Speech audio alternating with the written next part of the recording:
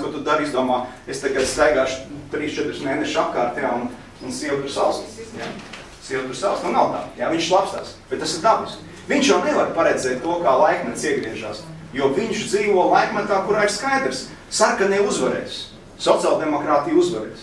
Jā, tā kā, mēs nevaram neko pārmest viņu pārliecībā, pilnīgi ne.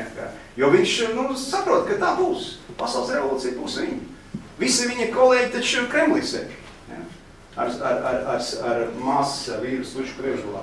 Tur viņam piedāvā nepārtraukt pensijas lielās, lai tik brauc uz Krieviju un kam līdzīgi. Pirms atgriežās viņš Latvijā, es varu atgādāt, varbūt lieldaļa mums nav lasījuši, bet pirms atgriežās Latvijā,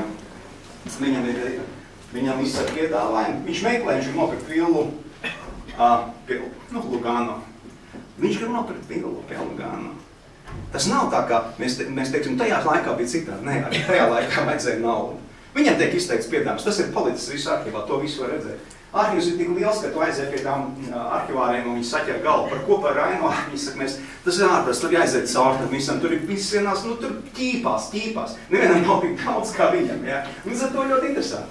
Ļoti interesanti bija izpētīt arī visas tās mēnesmietiņas sadaļas un tam līdzīgi, kas tur notiek.